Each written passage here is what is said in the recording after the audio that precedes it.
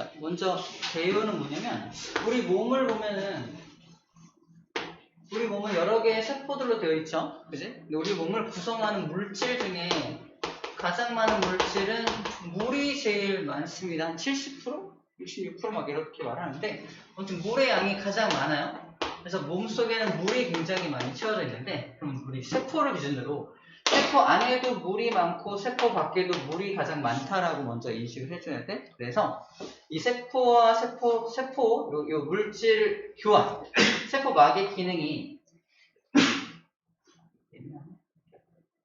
말고 이렇게 이 세포막 이 녀석을 갖다 이렇게 확대를 해보면 원래 전자현미경으로 보면은 그냥 까만 선으로밖에 안 보이거든? 근데 이게 까만 선이 이렇게 생겼어야만 한다라고 사람들이 모델링을 해놓은 게 바로 세포막에 대한 모델 구조인데 우리 책에 나와 있는 그림이 그 모델링 해놓은 거, 모델링 해놨을 때 이 세포막 첫 번째 세포막의 단위 또는 구조물질 뭐라고 생각합니다. 세포막의 단위체 주성분 세포막의 주성분은 바로 인지질이라는 물질인데 얘는 어떻게 생기냐면 인이라는 부분과 지질이라는 부분으로 구성되어 있어. 인이라는 부분과 지질이라는 부분으로 되어 있습니다. 근데 인이라는 부분은 이렇게 선생님이 이렇게 파란색으로 그린 이유가 바로 수용성, 물에 되게 잘 녹는 부분이고요. 지질은 지방 성분이라서 물에 잘 녹지 않거든요. 다른 말로 뭐 지용성 이렇게 불러줘요. 지용성. 자, 여기서 좀 보셔야 되는데 수용성이라는 말은 물에 잘 녹는다는 뜻으로 물하고 친하다, 친수성이라고도 불러줍니다. 지용성이라는 말은 뭐하고 친하다? 기름하고 친하니까 친유성이라고도 표현을 해요. 친유성이라고 표현합니다. 그럼 반대로 얘는 누구랑 안 친한 거냐면 수용성은 기름하고 안 친하죠. 그죠? 친수성, 친유성, 지용성, 불용성. 좀 합시다. 그래서 수용성은 친수성이라고 부르기도 하고요. 지용성은 친유성이라고도 부릅니다.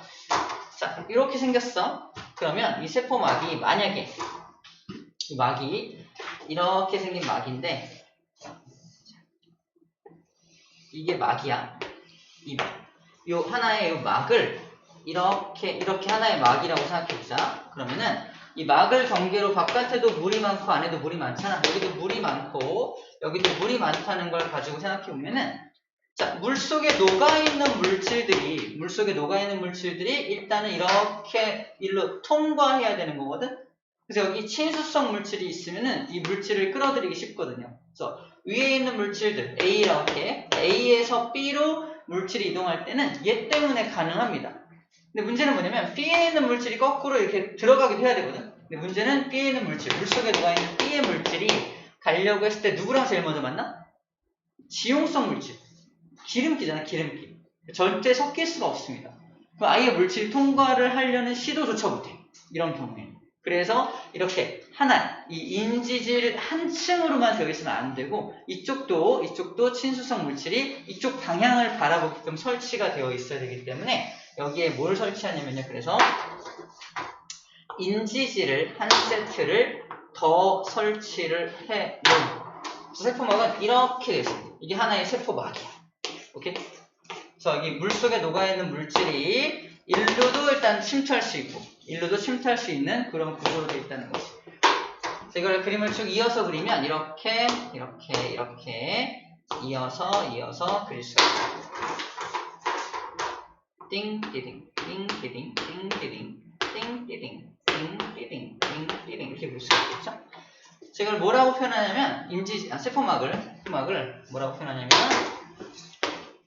인지질 이중층 구조로 되어 있다. 두 개의 층으로 한 층, 두 층의 구조로 되어 있다라는 거야. 우리가 이해해야 될 건 뭐냐면 왜 두 층이 필요하냐, 왜 두 층이 굳이 두 층까지 필요하냐에 대한 부분이고요. 이 두 층으로 되어 있는 이유가 바로 이런 물로 우리 몸이 구성되어 있기 때문이다라고 이해해주면 될 것 같습니다.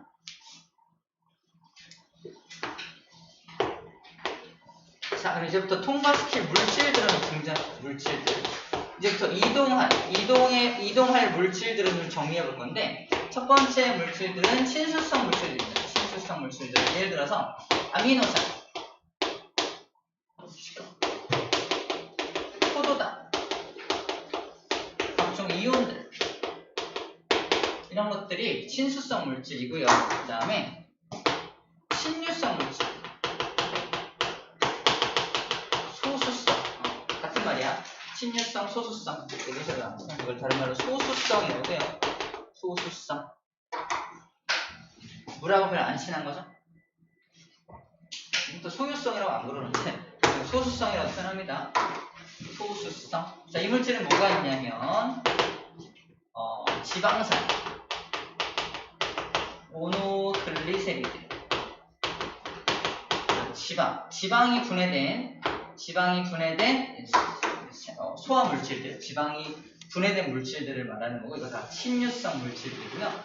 추가적으로 비타민으로 따지면 비타민 A, D, E, K 같은 것들이 지용성 물질이고요. 여기도 비타민 정리하면 비타민 B하고 C 정도가, C군 정도가 친수성 물질입니다. 당연히 물도 여기 포함이 돼. 친수성 물질, 물도 여기 포함됩니다. 그리고 기타, 3번. 기타 물질로 각종 기체들을 한번 준비를 해볼게요. 자, 앞으로 이제 물질, 세포 안팎으로 드나들어야 하는 물질들을 좀 정리해 놓은 건데, 이 물질들이 이제 어떤 방법으로 세포 안팎으로 드나드는지에 대해서 이해해 보자는 겁니다. 자, 먼저 친유성 물질들은, 잘 봐. 기름하고 친하잖아. 근데 딱 기름하고 친한 물질이 여기다가 나 이제 들어가면 안 돼 라고 했을 때 얘가 뭐라 그래? 꺼져. 얘랑 친해 안 친해? 안 친하죠. 얘는 친수성 물질이니까. 하지만 얘가 그러지 말고 와서 조금만 비집고 들어오면 어떻게 돼요? 그 다음부터는 봐봐. 이만큼이 구조적으로 이따만큼이 다 자기네 편이야. 맞죠? 아주 얇게, 위아래 얇게만 자기를 방해하는 물질이고, 안쪽은 전부 자기네 편입니다. 그래서 얘는 조금만 비집고 들어오면은 여기를 그냥 그대로 주르륵 통과가 가능하다라는 말을 하는 거예요. 이해됩니까? 그래서 친유성 물질, 다른 말로 소수성 물질이 세포막을 직접 통과합니다. 얘네들에서 세포막을 직접 통과해요. 직접 통과합니다. 자, 직접 통과하는 것을 우리는 단순 확산한다, 단순하게 확산된다 라고 표현을 해요. 단순 확산한다. 자, 이 확산이라는 말 뜻은 뭐냐면 고농도에서 저농도로 물질이 이동하는 걸 확산이라고 하거든요. 자, 여기는 친유성 물질이 왜 굳이 이쪽 방향으로, A에서 B 방향으로 가려고 하냐? 여기 물질이 많으니까. 여기 물질이 많고 여기 물질이 없으니까 여기로 가려고 하는 겁니다. 이 현상을 두 글자로 확산된다라고 표현해요. 중요한 건 확산이 일어날 때 에너지가 필요하다 안 필요하다? 필요 없습니다. 확산이 일어날 때 에너지 필요 없이 그냥 고농도에서 저농도로 저절로 진행이 되게 되는 거예요. 그런 것들이 지방산, 모노글리세리드, 비타민 A, D, K가 다 이러한 방식으로 진행이 된다는 겁니다. 엄마 화장품이 약간 기름기 띄는 이유가 바로 이런 이유입니다. 엄마 화장품이 그래서 지용성, 약간 기름기를 껴야 얼굴에다 막 발랐을 때 이렇게 힘을 가해서 발랐을 때 세포 안으로 그 영양성분이 투입될 수 있기 때문에 그래요. 이해됩니까? 자, 이제 주목할 건 여기 친수성 물질입니다. 파랗게 그려볼게요. 친수성 물질들. 자, 친수성 물질의 입장에서, 자, 나 이제 들어갈래? 안녕? 나랑 친한 놈이 만났어. 딱 만났어. 얘랑은 좋았죠? 근데 그 다음에 여기를 통과하려면 어떻게 돼? 이 어마어마한 두께를 뚫어야 되지. 가능할까? 불가능합니다. 이러니까. 오히려 친수성 물질이 막을 직접 통과하는 게 불가능하다는 얘기를 하고 있는 거예요. 구조적으로. 이해됩니까? 그래서 누가 필요하냐? 그래서 여기에 단백질이 이렇게 박혀있어요. 단백질. 난 누구다? 단백질. 어디 박혀있는 단백질이야? 막에 박혀있는 단백질이라서 이름이 막단백질, 막단백질. 막단백질이 얘가 이제 이 친수성 물질이 울고 있을 때 야 너 어떻게 하고 저기 탁 닿으면은 얘가 얘를 인식해서 이렇게 통로를 뻥 뚫어줘요. 일로 지나가! 그래서 뻥 뚫어줍니다. 되게 좋죠. 그래서 얘가 고마워서 이렇게 지나가는 거예요. 막단백질의 도움으로 여기를 통과할 수가 있게 됩니다. 얘가 도와줘서 친수성 물질을 갈 수 있다는 거야. 그런 물질이 누가 있다? 얘네들이 전부 다. 근데 전부 다 이런 막단백질의 도움이 필요하고요. 아미노산만 통과시키는 단백질이 따로 있고요. 포도당만 통과시키는 단백질이 따로 있습니다. 각각 자기가 통과하는 단백질 통로가 따로따로 있다는 것도 기억해 줄 필요가 있는 부분이에요. 자, 이렇게 단백질의 도움을 받아서 통과하는 것을 우리는 뭐라고 하냐면요. 촉진 확산이라고 불러줍니다. 촉진된다. 단백질이 촉진을 해줘야지만 나는 확산이 일어날 수 있어 라는 뜻이에요. 중요한 건 촉진 확산도 확산의 일종이기 때문에 에너지가 필요하다 안 필요하다? 필요가 없다라는 것도 기억해야 될 부분입니다. 중요한 건 물조차도 물의 이동 통로가 따로 있다라는 게 중요한 거예요. 물이 여기 통과할 수 있나요? 이 2층은? 물이 어렵거든요. 물도 따로 이동 통로가 있다는 거예요. 그 다음 3번 기타 물질들. 나 기체인데 어떻게 나 조그맣잖아. 조그만 것들은 잘 들어. 조그만 것들은 그냥 통과 가능합니다. 우리 꼬맹이들은 그냥 지하철 그냥 타죠. 물론 연관성이 없겠지만 아무튼 조그만 것들은 그냥 통과됩니다. 또 조그만 것들도 어디로 통과한다? 단순 확산합니다. 단순 확산해요. 굳이 단백질 같은 거 필요가 없다라는 거죠. 이렇게 기체들, 뭐 산소 기체라든가 이산화탄소 같은 기체들 있죠? 이런 것들 전부 다 단순 확산으로 통과가 가능합니다.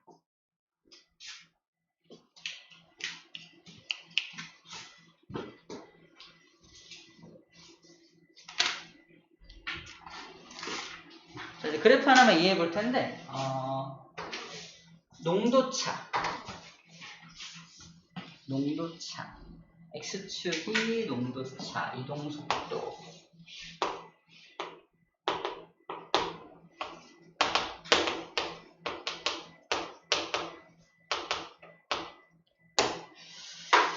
자, 일단 단순 확산을 파란색으로 그려볼게요. 단순 확산입니다. 단순 확산 말고, 단순 확산 주황색으로 할게요. 단순 확산인 경우에는 그냥 막을 통해서 통과하는 거니까 막은 되게 많잖아. 되게 넓게 쫙 펼쳐져 있으니까. 자, 농도차. 다시 말해서 이게 하나 있을 때는 그냥 1의 속도로 통과하겠죠? 두 개가 있으면요. 2의 속도로 쭉 한꺼번에 확 통과하죠?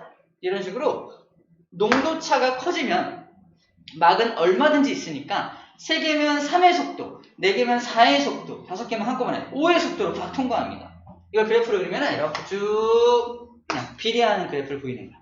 자, 농도차가 커지더라도 그냥 속도가 그냥 그대로 증가하는 그래프로 그려지게 되는 거지. 하지만 좀만 힘내자. 하지만 이 친수성 물질은 조금 다릅니다. 즉 촉진확산 물질들은 누구의 도움을 받아야 돼? 단백질의 도움을 받아야 될 거 아니야? 단백질이 무한정 깔려있는 게 아니야. 그치? 그래서 몇 개, 한정되어 있는 단백질을 통해서만 가는 거기 때문에 단백질이 수용할 수 있는 개수가 한정되어 있습니다. 그래서 하나일 때는 하나 통과해요. 2개면은 2개까지는 한꺼번에 통과할 수 있는데 어느 정도 이상을 넘어가면은 만약에 10개가 준비하고 있다면 10개가 있다면은 처음에 야 나는 한 5개씩밖에 통과 못해 이러는 거야. 10개가 있으면 처음에 5개 통과하고 그 다음 나머지 5개 나중에 통과해야 될 거 아니야? 그래서 속도가 처음부터 빠르지 못합니다. 아까 얘 같은 경우는 하나면 하나, 둘이면 둘, 5개면 5개, 6개면 6개의 속도로 통과하고 7개면 7의 속도 통과하잖아. 근데 얘는 5까지는 속도가 쭉 증가하는데 6부터는 5개만 먼저 통과해, 그 다음 나중에 1 통과해. 7개가 있으면은 5개 먼저 통과해, 나머지 2개 나중에 통과해. 그래서 초기 이동 속도가 5로 제한됩니다. 그래프를 표현했을 때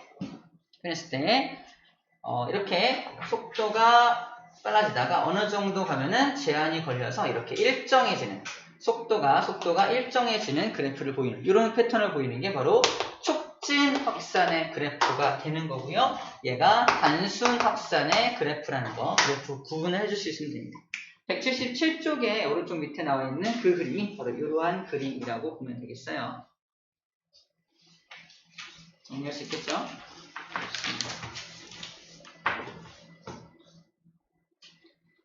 자, 칠판 한번 정리할게요.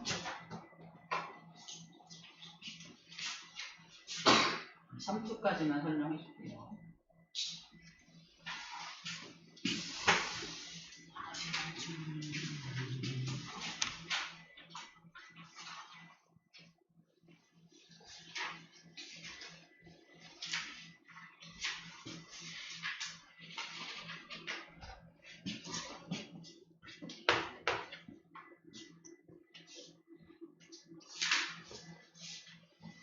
자, 마지막 확산까지 설명한 거고요. 3초만 설명하면 돼요. 3초. 자, 마지막 이거만 하고 이제 설명은 원래 안 할 거니까 냅시다. 자, 배경 지식 배추입니다. 배추를 갖다가 이게 뭐냐면 소금물이에요. 소금물에 배추 담궈 놓으면 배추가 쭈글쭈글해지는 거 알아요? 우리 배추 김장하기 전에 소금물에 푹 절인다고 표현하잖아. 왜 쭈글쭈글해지냐면 자, 여기 세포, 배추를 이루는 세포 하나를 꺼내볼게. 안녕 세포. 자, 이 세포 바깥쪽에 뭐가 있는 거야? 소금물이 있는 거거든. 소금물. 자, 그리고 안쪽은 그냥 일반 물일 거 아니야. 일반 물이 들어있죠? 이 세포 입장에서 자기보다 바깥쪽의 농도가 더 높은 겁니다. 바깥쪽이 고농도인 거고요. 상대적으로 나는 저농도인 거야. 자, 이런 상황이 펼쳐져 있는 겁니다. 자, 여기서 우리가 선택하는 게 두 가지야. 봐봐. 자연은 이렇게 농도가 다른 걸 허용하지 않아요. 다 언젠가는 같아지게 만들고 싶어 합니다. 예를 들어서 쌤이 두 가지 예를 들게요. 구석에서 방구를 조용히 꼈어. 여기 머물러 있나요? 다 퍼져나갈 거 아니야? 다 공평하게 나눠 가져야 돼요. 또 한 가지 뜨거운 물체하고 차가운 물체가 딱 만나면은 언젠가는 두 물체의 온도가 같아지죠. 이렇게 다 공평하게 다 나눠 가지는 거야. 똑같아. 얘도 고농도 저농도가 나눠져 있으면 안 됩니다. 그래서 더 둘이 공평하게 농도가 맞춰져야 하는 방향 쪽으로 이동을 하는데 방법은 두 가지야. 첫 번째 방법은 여기 있는 소금이 들어가는 방법이 있죠. 소금이 들어갈 수 없습니다. 그런데 소금이 들어가는 방법이 있지만 이 세포 막 자체를 소금 자체가 통과할 수가 없어요. 소금이 통과할 수 없습니다. 그럼 반대로 어떤 방법이 있다? 안에서 물이 빠져나와서 맞춰주는 방법이 있어요. 이 안에도 약간의 농도를 가지고 있기 때문에 물이 빠져나간다면 둘의 농도가 맞춰질 수 있는 가능성이 있거든요. 그래서 물이 빠져나오는 현상입니다. 다시 말해서 저농도에서 고농도로 뭐가 빠져나온다? 물이 오히려 빠져나오는 현상을 무슨 현상이 난다? 삼투 현상이라고 불러준다는 삼투 현상. 그래서 저농도에서 고농도로 물 또는 용매가 이동하는 현상을 삼투 현상이라고 불러줍니다. 그래서 U자관 실험이 나와 있죠? U자관에다가 이렇게 U자관을 준비하고 물을 양쪽에다 이렇게 박아놨는데 가운데 막아놓고 있다가 왼쪽 오른쪽 중에 어디 있어? 오른쪽에다가 소금물 농도가 높은 용액을 오른쪽에 놓고요. 왼쪽은 농도가 좀 상대적으로 적은 걸 놓습니다. 이게 A라고 하고 B라고 하고 가운데 설치한 것은 약간 세포막의 기능을 하는 걸 설치를 해요. 대표적인 예로 뭐 셀로판지 같은 거 설치를 하던가 또는 달걀의 막, 달걀 개막, 생달걀 깨면 그 껍질 안쪽에 얇은 막이 있잖아요. 그런 거 갖다가 하거든요. 그런 것도 이용해서 할 수 있는데 중요한 건 농도가 이쪽이 저농도고 고농도니까 어디서 어디로 뭐가 이동한다? 저농도에서 고농도로 이렇게 물이 이렇게 이동할 거 아니야? 그치? 그래서 물이 이동하니까 이쪽엔 물이 많아지고 이쪽은 물이 적어집니다. 수위가 낮아지고 높아지고. 그래서 이렇게 수위의 차이를 보이게 돼요. 농도차가 크면 클수록 이 높이 차이도 커지게 되겠죠. 커지게 되겠죠. 그래서 이렇게 일어난 현상을 삼투 현상이라고 그러고 이때 발생하는 압력을 또 삼투 압이라고도 부릅니다. 자, 이것을 갖다 이제 세포에다가 적용을 좀 해볼 거야. 자, 세포. 적혈구라는 세포를요. 적혈구 안에도 약간의 농도가 있습니다. 우리 몸에도 농도가 약간 있어요. 힘들어. 농도가 약간 있습니다. 자, 이거를 나랑 똑같은 농도, 같은 농도의 용액을 퉁덩 집어넣은 것을 등장액에 집어넣었다라고 표현해. 등장액에 이렇게 집어넣으면 얘는 아무런 변화가 안 일어나는데 중요한 건 뭐야? 이런 거야. 등장액이면 밖에가 얘 농도가 똑같을 거 아니야? 농도가 똑같더라도 들어오는 물이 있고 나가는 물이 있습니다. 근데 그 두 물의 양이 똑같기 때문에 아무런 변화가 없는 것처럼 보이는 거야. 이거를 동적 평형이라고 해요. 동적 평형. 뭔가 움직임이 있어. 동적, 움직이고 있지만 평형 상태라는 뜻입니다. 움직이고 있지만 평형 상태야. 시험 문제에서 등장액에 집어넣었을 때 모양 변화가 없는 이유는 아무런 물질이 이동하지 않기 때문이다. 틀린 말이라는 얘기를 하고 있는 겁니다. 아시겠죠? 자, 그리고 얘네들을 어디다 집어넣는다? 저장액에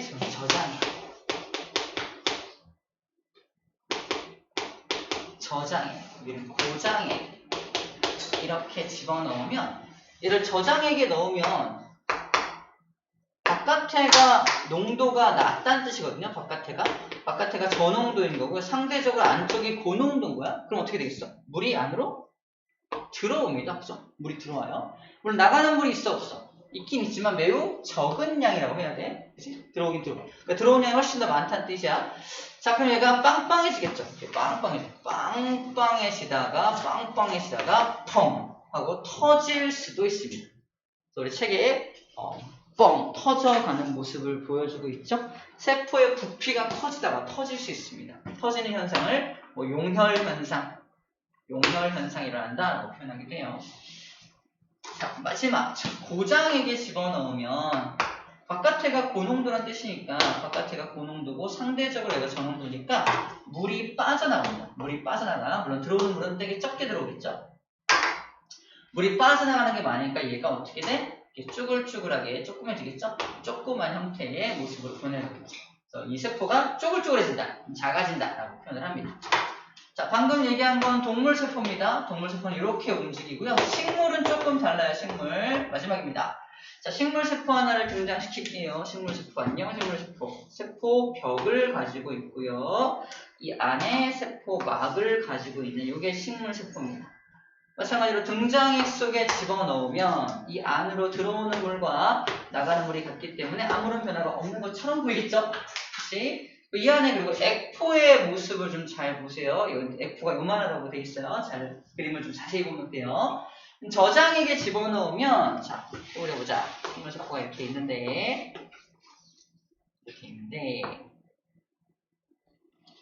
저농도, 바깥에가 저농도인 곳에 집어넣으면 상대적으로 안쪽이 고농도니까 물이 안으로 막 들어오겠죠. 나가는 양은 되게 적겠네요. 자, 그러면 이게 빵빵해집니다. 빵빵해지겠죠? 빵빵해지지만 터져 안 터져? 못 터져. 세포벽 때문에. 이때 빵빵해지는 압력, 뭐가 발생한다? 팽압이라고 표현해요. 팽압이 생기긴 하지만 터지지는 않는다. 부피는 살짝 커지죠? 부피는 살짝 커져서 팽압이 생기지만 터지지는 않습니다. 이런 현상이 벌어지게 될 거고요. 마지막 고장액에 집어넣으면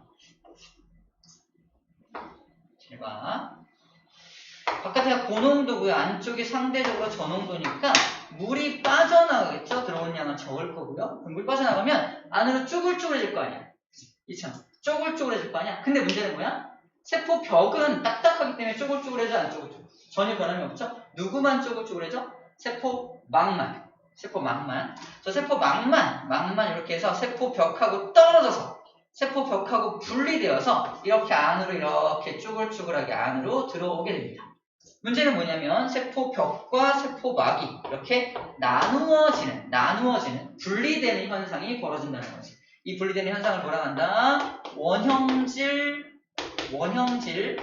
분리가 일어났다라고 표현합니다. 원형질 분리가 일어났다라고 표현을 해요. 그래서 고장에게 집어넣으면 원형질 분리라는 현상이 일어나라고 표현을 하는 거지. 알겠죠? 자, 왜 저런 일들이 벌어지는지만 잘 이해해주면 될 것 같습니다. 좋아요. 오케이.